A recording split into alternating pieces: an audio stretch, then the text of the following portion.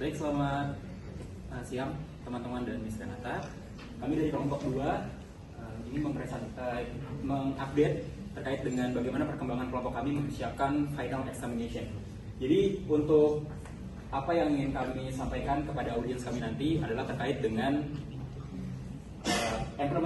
implementasi pembelajaran melalui e-learning di perguruan tinggi swasta. Ini kita nanti akan menyampaikan terkait dengan bagaimana evaluasi selama ini berjalannya pembelajaran melalui e-learning.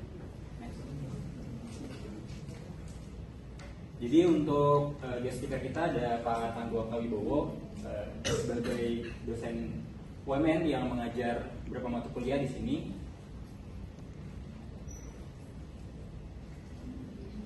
Pertama untuk pendahuluan, jadi yang melatar belakangi topik kami adalah bahwa di era digital ini kan banyak sekali metode-metode pembelajaran yang bisa kita lakukan, terutama melalui pembelajaran jarak jauh. Nah, kami di sini bertujuan untuk mengevaluasi apakah pembelajaran jarak jauh ini itu bisa berjalan efektif atau enggak, terutama di perguruan tinggi swasta yang mayoritas pengumpulan tugasnya pun juga diupload di e-learning. Ini ada beberapa tantangan yang dihadapi. Pertama, ya ada keterbatasan, kemudian juga ada kesiapan dosennya dan mahasiswa, itu tantangan yang dihadapi. Kemudian juga minimnya interaksi dan keterlibatan aktif dari mahasiswa maupun dosen itu sendiri.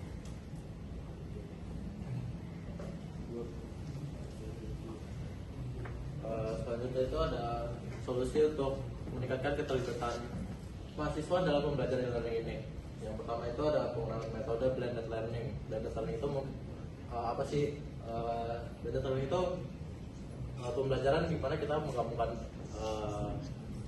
pembelajaran daring dan tatap muka untuk menciptakan pengalaman belajar yang lebih simpel dan efektif. Yang kedua ada penyediaan pelatihan dan dukungan teknis dengan memberikan pelatihan yang rutin ke dosen dan mahasiswa agar dapat menggunakan platform e-learningnya secara optimal. Yang ketiga itu ada peningkatan kualitas konten digital. Penyediaan materi pembelajaran itu harus interaktif, menarik, dan dinamis, nggak hanya cuma statis. Jadi mahasiswa juga semangat untuk belajar. Lalu dampak positif yang menggunakan e-learning itu apa? Yang pertama tuh akses belajarnya pasti lebih fleksibel dan luas karena bisa diakses di kapan saja dan di mana saja. Yang kedua itu ada peningkatan kemandirian belajar. E-learning ini mendorong mahasiswa untuk lebih proaktif dan bertanggung jawab terhadap proses belajar sendiri. Yang ketiga ada efisiensi biaya dan waktu, mengurangi biaya transportasi dan akomodasi serta menghemat waktu perjalanan ke kampus. Selanjutnya ada menjaga produktivitas e-learning. Yang pertama ada pengembangan kurikulum yang adaptif dan juga relevan. Menyusun kurikulum yang responsif terhadap perkembangan teknologi dan kebutuhan industri pada saat ini. Yang kedua, kemitraan strategis dengan platform teknologi edukasi, bekerja sama dengan penyedia teknologi edukasi untuk menghadirkan sistem pembelajaran yang lebih canggih dan terintegrasi. Terakhir, perluasan akses belajar yang lebih fleksibel dan ekspresif. Jadi kesimpulannya dan harapannya, e-learning memiliki potensi besar dalam meningkatkan kualitas pendidikan di perguruan tinggi swasta dan dengan dukungan strategi yang tepat. Diharapkan proses pembelajaran menjadi lebih inklusif, adaptif, dan juga berkelanjutan. Baik, mungkin itu saja dari kami. Untuk guest speaker tadi ada Pak Tangguh, kemudian untuk moderator saya sendiri Marfa, dan untuk Saya sebagai MC ada saya Ramadan sama Bang. dan jadi guest speaker. Biar satu dulu. Oke, udah? Baik, terima kasih untuk paparannya. Masukan dari saya yang pertama adalah materi presentasi untuk dipresentasikan, bukan untuk dibaca.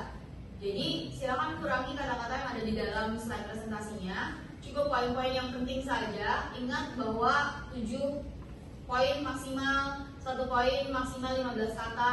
Jangan seperti tadi terlalu banyak tulisan-tulisannya. Coba ke slide sebelum-sebelumnya deh. Ya, oke, stop sebelumnya lagi boleh. Nah itu tadi, ini juga salah satu contohnya. Lihat deh, jenis fontnya tipis-tipis, tulisannya size-nya kecil sekali. Ini aja udah maksudnya di dalam kelas kayak begini. Nanti kan di sana kan orang lebih jauh lagi gitu jaraknya. Jadi tolong dipertimbangkan hal tersebut. Pilih font yang tebal supaya orang tidak sulit untuk melihat. Terus sudah itu size-nya juga disesuaikan. Warnanya juga disesuaikan. Oke, maka dari itu kalian datang lebih awal untuk cek materi presentasinya apakah nanti sudah sesuai atau belum. Terus yang berikutnya adalah ketika melakukan presentasi jangan hanya melihat ke slide presentasinya saja seperti yang tadi dilakukan oleh Adam. Hanya melihat ke slide presentasinya dan hanya reading, membaca saja. Nggak bisa seperti itu. Itu bukan presentasi namanya, itu reading namanya. Oke, jadi melakukan presentasi lihatnya ke depan. Oke, open your hand, open your body. Ya, jadi banyak latihan lagi tentang hal seperti itu. Belum lagi nanti pakai mikrofon. Ya, jadi itu tolong perhatikan dan kasih tahu teman-teman yang hari ini nggak